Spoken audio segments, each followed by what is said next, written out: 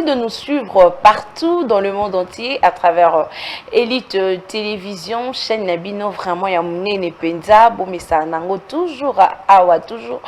Nakroli Solo, il y a Mkonalelo, Nazanga mon côté. Je suis avec mon invité. Lui, on va parler Nao Etali, actualité politique. Lui, c'est Maître Mardochès Selé. Avec lui, on va parler Maramouni et Zole Kanakinchasa parce que vous allez vraiment Nabosenga Nango, vous allez vraiment besoin on appelle déjà Mbote Ndeko Mardochès Selé. Mbote maman Vanessa, na linga bengo maman. Abanzi ko sepela nango. Oui, naza maman. D'accord. Na sepeli makasi ko zala na tongo. Na ozela mituna nao. Bonne santé. Naza bien makasi ka ndingo zo mulanga sous l'heure de fatigue. Ba o facilité biso makambo yeba bo solo. Oyeba ke na moment au fatigue ça na pouvoir les produits de première nécessité nous sont bien quitta. Batubali a bien Hollande a militaire ba recepela. Foufou il fallait coûter 96 000 de 96 000 à 18 000. Donc ils ont mérite beaucoup sur la mine na tonga ta soki yo damango te me bandeko na yo ba damaka foufou à 18 000 sec de faux sepela nango. Donc naza à l'aise naza boye. Mais un peu stressé par rapport au comportement à Fayoul Natonga Lilo. Oui, merci beaucoup, Maître Mardochès. Question Nanga Liboso Ezali. Toyeba ki bongo la muka abongisa ki tokoloba un mois passé déjà à l'ansa qui Kambou. Il y a préparation, il y a marche il y a le 15, mais gouverneur de la ville Gentini Mbakangobila a loba qui était les locaux les alliés rentrés parlementaires et koiko simbate basa la marche tamango les 17 UDPS Penangam Nabango balanisa qui marche mais balobi bango basa yango le 21 les alliés mardi mais locaux la nanga momate fa luba boy babi bango bakosala ka marche lelo mais marche yango est-ce que Olanda ki yango Olanda ko ndenge eleki ngai Nathalie Nanzela namonika bato di progrès Nathalie vidéo moko namoni bato di progrès Nanzela babi o Fayulu o kosi na yo eza banzembo hein mais j'ai pas vu quelque chose de eloko moko boyo ko tu na tamboli na mutuka nanga Nanzela Nathalie tu vas circuler facilement pour l'impesaté. Quand on rentre parlementaire, j'ai vu que quelque part il y a eu un dispositif sécuritaire au Bachaki Plasouana. Je me suis posé des questions, je me suis dit, mais est-ce que c'est par rapport à Marche, à Fayoulou et tout ça? De mener l'enquête, de comprendre que Marche et Salemi contre volonté à l'autorité urbaine. Oyebi, na dossier Oyo, nga na moni mabe Ngobila salité. Ngobila a prévenir ordre. À rentrer parlementaire, et ça. Et le Congo y a mené makasi pour ne pas perturber le fonctionnement des institutions. Par le lobby du 15 au 17. Il y a des jours, problème à patience. Parce que si nous sommes des Congolais que nous voulons aider, dirigeants d'Abisso, top exemple, il y a bien, il y a que leadership, il y a bien. C'est facile à dire, oui, tu décliner les militants d'Abino Barozala, Barozela Bino Kaka. Les 17 Bobimi, pour ça, marche d'Abino Barozala, l'aise, encadrer, Bino Tindega, comme on a parlé du peuple. Mais il y a rentrée parlementaire. C'est une raison fondée. Comme ça, la marche était là le 17. C'est pourquoi je dis qu'il y a de l'immaturité politique dans les chefs de foyer, le manque d'un leadership positif et objectif. Tant qu'on attend les Fayoulou, on a évalué le comportement de Fayoulou par rapport à Oasali. Je trouve que Fayoulou, donc, il pouvait peut-être que faire la politique. Nous n'avons jamais comme un leader politique qui agit comme ça. Si on avance, attends à Sphinx à limiter personnel. Et ça il faut tout ça la marche. Si les raisons sont bien soulignées, il s'abstient parce qu'il était en train de mettre en place une école. Le tisséguedisme, c'est une école, vous comprenez? Le respect de principe. Ba mérite wana na époque wana ya Kabila bande ko respecter tata ba bobima te babima kaka yo mo mona ba dege salama mambobele salama parce que pe nanga boyi de pes moi na ko baké okoyi bisanga date na boyi pe wana yebisanga date soki na mikosa yebisanga rentrée parlementaire sous Kabila oyo IDPS organiser marche parce que c'est ça acte moko exact moko solennel quand est-ce qu'on a en rentrée parlementaire tétolo ba que peut-être un gouverneur a copé ça ngingisa a le bique et ça la maté mais bango pe ba te oya Kabila on ezaka mutema mabe tellement que bazaka sur la légitimité des nyonso ezaki ordonné na ninga kima parce que soki batu ba komeli bino ba considérer musala na bino na ba fonction na bino balebi photo bima yango na moni pe Fayulu a commis ba ndimi ba OK les 15 oui mais t'as la raison Ezaboye à rentrer parlementaire bino bozo ngendo sala memo liboso ya nini ba député tout ba kozala wana botika à rentrer parlementaire ça nini et si là il y a cérémonie 2 jours après bobimi na nzela ba autorité o bokuluka bokuta bango na ba bureau na bango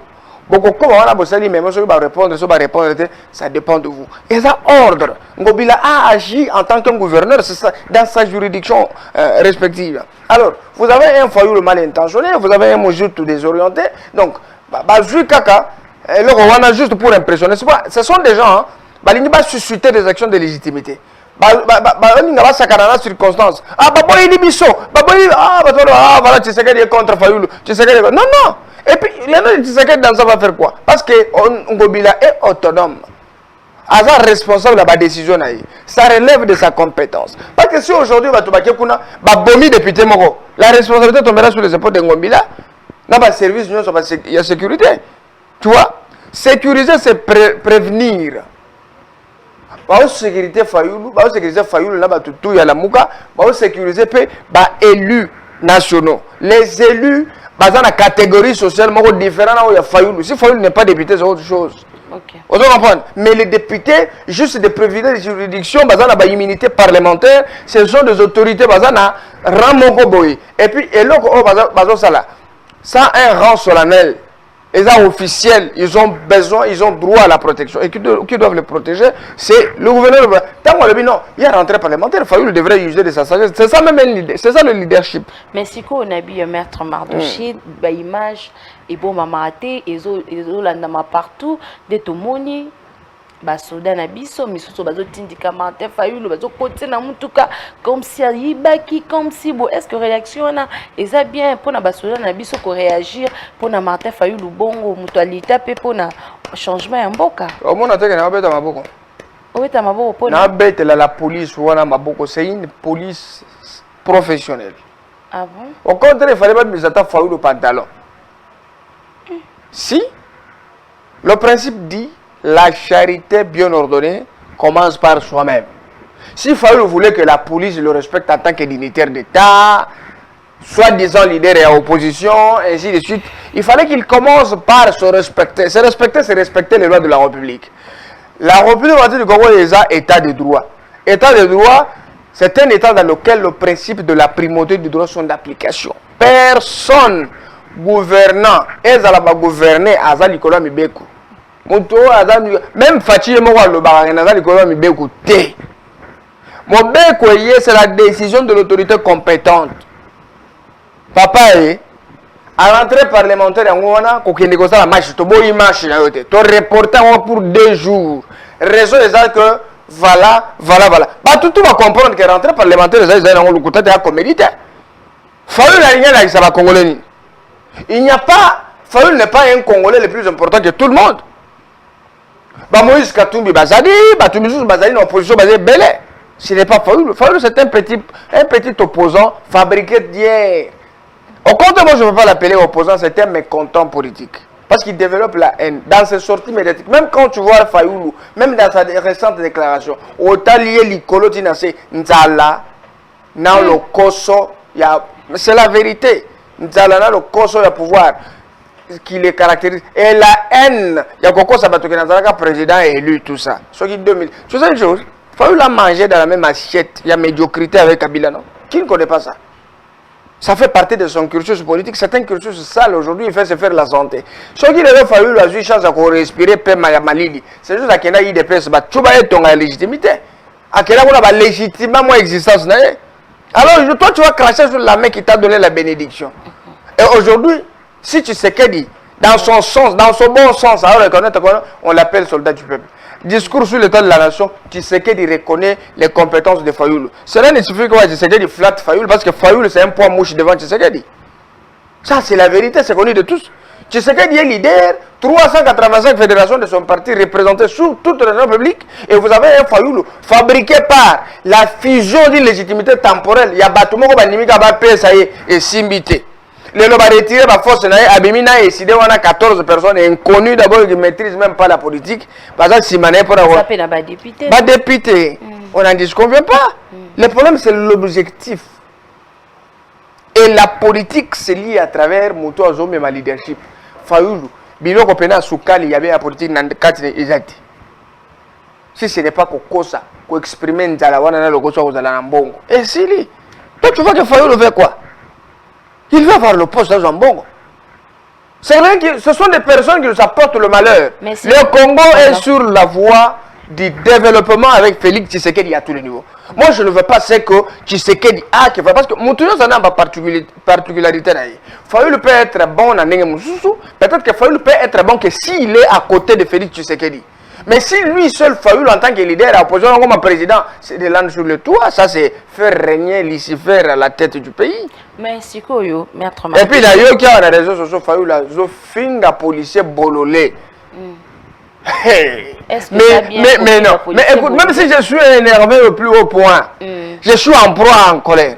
La conscience, il y a ce qu'on appelle parmi les CVC, les compétences de la vie courante. Il y a ce qu'on appelle l'esprit critique, la prise de décision. N'est-ce pas? Ça fait partie. Il y a aussi l'élément important, c'est la gestion des émotions et des stress.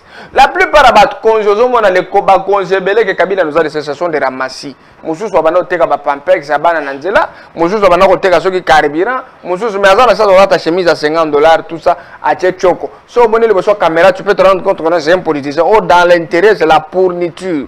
Alors quand on recrute des gens pareils 4 5 6 7, ils vont mettre en place un système de la médiocrité notoire. Et ce qui est Oumeli, ça fait 18 ans que cette médiocrité règne à la tête des institutions avec Kabila à la tête. Alors, vous savez, on se rappelle, le sphinx des médecins ont dit les personnes commencent à pourrir par la tête. Comme Kabila lui-même était à l'aise de vivre avec les médiocres tout autour de lui, les prostituées. On l'a dans la vidéo, il y a des porno. Pour te photo, il y a des et ça, va tout dans les réseaux sociaux. Kabila lui-même, n'a mis yibi, n'a pas. Donc, regarde, n'a pas sa père, tout le monde, oh, bah ça va boyona.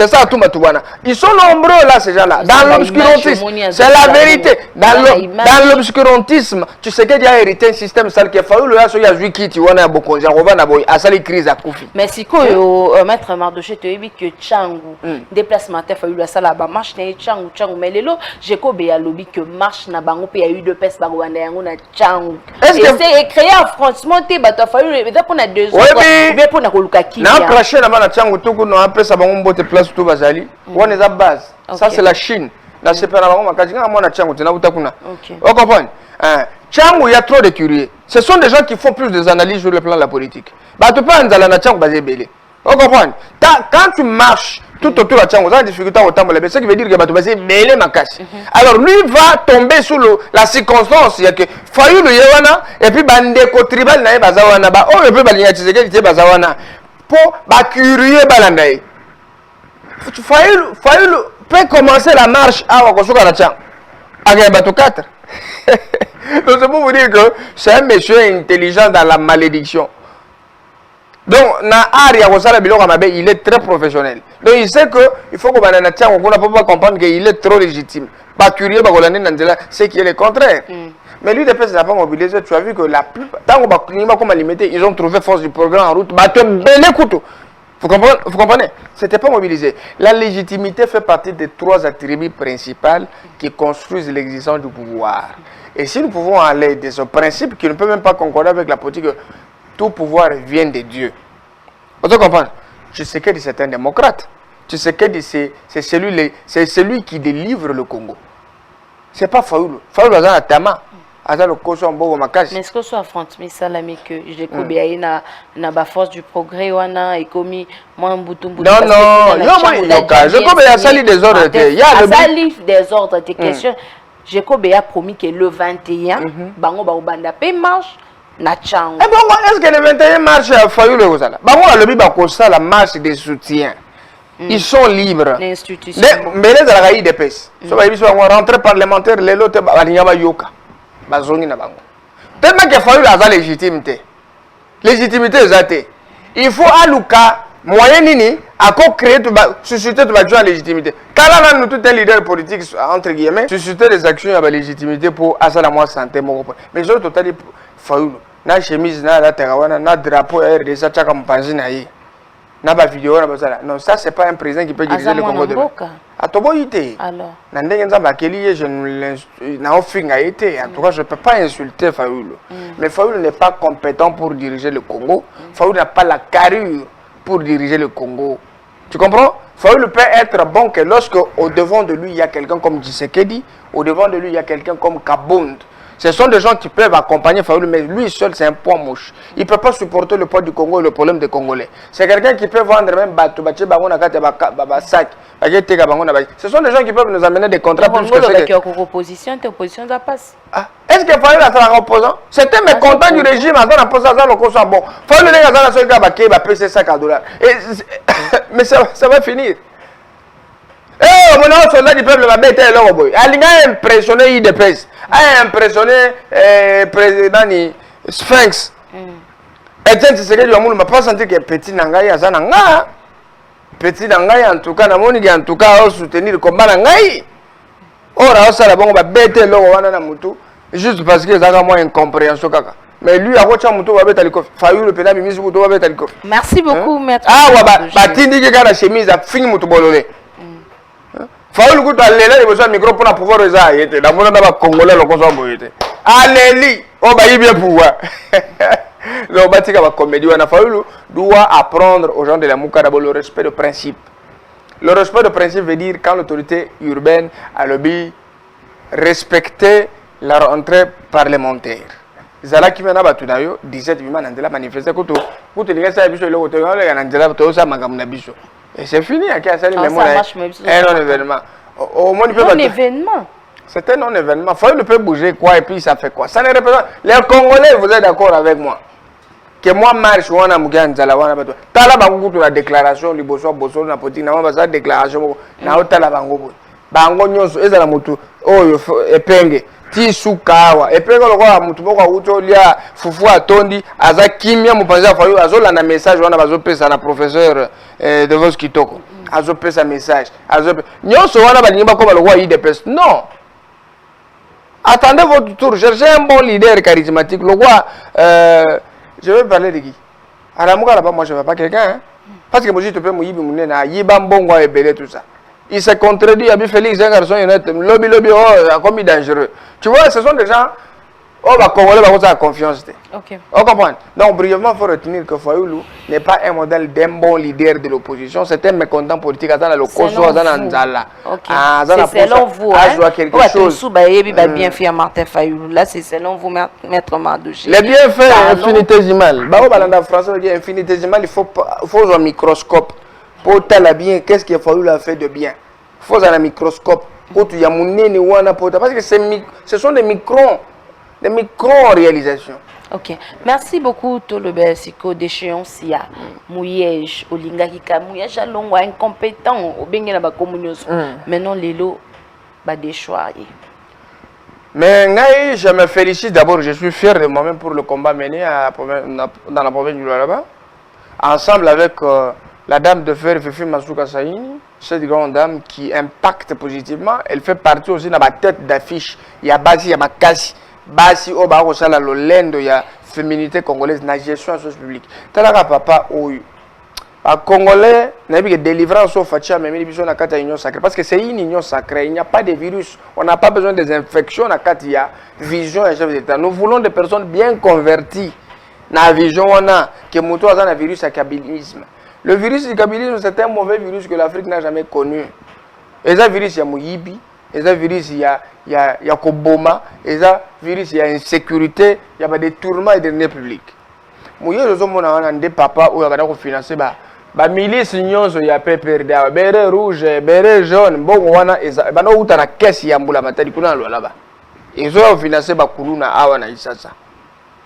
Mouyibi, je suis Azara na 109 comptes fictifs. Oyo IGF a évité, oyo Assemblée provinciale a évité. Papa on a collé un bon wana et puis ce sont des millions et des millions de dollars. Tout ça a autant de sociétés minières dans le là-bas. Oui, mais les sociétés moko ba benga tank funguru mende chaka moi bongo wana taxe redevance na kata compte à trésor. Bongo wana taxe moko ya TFM de faire vivre le là-bas depuis 2015 et 2018. Bongo wana de 2015 jusqu'à aujourd'hui, les gens ont olia. province est soit 10 822 000 dollars par mois de redevance minière. Mais papa, on a dit ça là, emprunt, à quel défa bon la banque, 109 millions, tu as mis tout. 10 822 000 et que na wap. Yo que défa mon point, il a 2 ans. Pour tout le monde, on va juillet. Hein? Ils apprennent la gestion à 2 ans. Tata, on a te katina qui sans pas ça. Allez en bon. A te 2 hectares à manger, 2 600 000. Allez en bon. Assemblée provinciale d'habiter. Donc, il n'y a jamais eu avis préalable à l'Assemblée provinciale. Kaka papa na bino moko wana finga fachia wana télé aza immature abimi na ndako tata na yebi lokote et tout ça chef de l'état a lancé l'union sacrée oh na 66 ans na kota l'union sacrée et tout ça tu t'imagines la première impression est la meilleure or tu sais que dit achaki loboko pour mututu za nini akanga pourquoi pour na topesa ba kongomani oyo bazana ngopo ça fifi mazuka vani na ko na yebi non on ne peut pas accepter de vivre comme ça.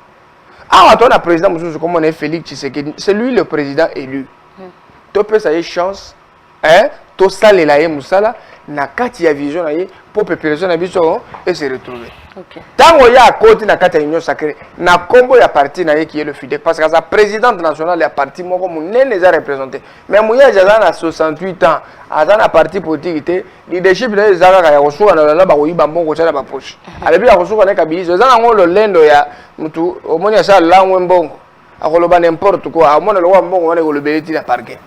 Et là, on a mis balai. Madame fait à côté de la zone, bah tout le monde a dit, à quelle union sacrée, on a commis victime de la campagne de diabolisation. Bah qu'on finga, bah qu'on finga banane, bah qu'on finga. Oh, c'est une femme au foyer. À sa personnalité politique, elle a quelque chose politique très robuste et puis très propre. À tel qu'on y va bon côté, on a n'y a tout. À cause ça, la fille m'a souka zanga. Dans le bas, on a radio, na ba émission est belle. À zanga mbongo, ya koso ma kabelo te. Aucun poto te. Tout ce que une femme peut avoir besoin, à zanango. Azana banda ku ya kitoko azana mituka ya bien mais oyo et ça la refifi masuka asala musala wana azala déterminer nini eza bolingo ya peuple na ye bolingo ya province na ye OK lelo moni ceci se caractérise lwala ba ngomba eza converti en chantier ba ko sala ba banzela ba ko cha goudroboy ba ko sala canalisation mai awa a lutter contre le vol de câbles de haute tension après ça qui mituka pempanta 4x4 après ça, on a un service de sécurité pour balander la bateau,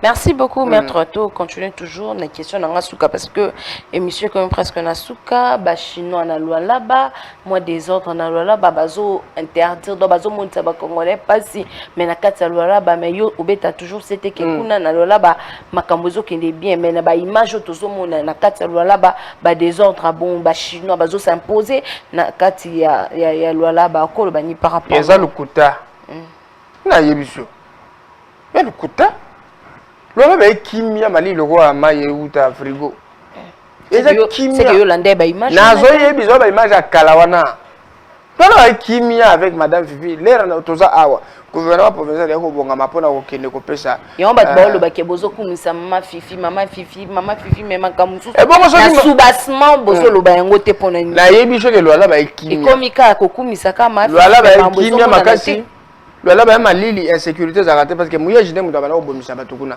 okuta par jour 5 personnes lâchement abattues na massage banda kenda na insécurité wana on comprend lola ba ça na bien. Alors, balukate ba prétexte ya ko salir leadership à madame Fifi, place à Vandi à ko sala musala ki toko service de sécurité là-bas, ministère intérieur ensemble na gouvernement professionnel ba ko veiller makasi na sécurité bana mboka na ba minier ainsi de suite. Au contraire, on dit que madame Fifi a ko sala fort ya ko réformer ba makambo belé na ba secteur belé. Voilà ba sécurité zate. Ngana na information on a tena biso que kuna kimia ezali. Chinois va s'imposer dans le Congo sous Fachi et surtout que Masuka est là. Non, c'est impossible. C'est impossible. Donc, brièvement, il faut comprendre que les solos et Mouye Jessili a détourné de plus de 369 millions de dollars. La procédure n'était pas respectée. La procédure est telle que ceux qui osent gouverneur en fonction ou vice-gouverneur, conformément à l'article 67 et 68, il y a loi sur la libre administration de province. On parle du cas grave. En dehors de la motion de censure sur de défiance, parce que l'enquête oyo ya kize mouye, c'est l'Assemblée provinciale, c'est l'IGF. Moyen de défense, on pense que mouye qui est présenté dans l'Assemblée, ce n'est pas dans l'Assemblée. Il fallait présenter moyen de défense dans la confrontation à l'IGF. Parce que ça, c'est le début de l'action publique. Ceux qui ont un moyen de défense, c'est là que nous avons parquet, à qui nous présenter. Plénière des objectifs, on va analyser le rapport. bata la ba preuve ba charge oyo eza retenu contre Mouyej ba livrer la justice à travers une mise en accusation. Mais on ne peut pas mettre quelqu'un en accusation en fonction, il faut pas déchoirier. Dans la liboso ya juge naturel a justifié ba mbongo aza koyiba. Procédure qui est respectée parce qu'on a respecté l'article 67-68, il y a loi sur la libre administration de province, on a respecté l'article 205, il y a règlement d'ordre intérieur, on a respecté l'article 212, il y a le FIP. Aujourd'hui, donc, la procédure est très bien respectée. Tout c'est là notifié, il y a cour constitutionnel acte et puis va confirmer intérim, va l'endelayer en justice à Zamouyibi. Merci beaucoup. Message nous lancé na balwa labe na ba inyoso bazui ton ya kolanda yo na mkona lelo. Na ko pesa message ya kimia. Il y a sérénité, il y a détermination pour un changement il y a province na biso. Bozana ange moko liboso ya ba institution madame Masuka. Oh ya ko sala musala makasi.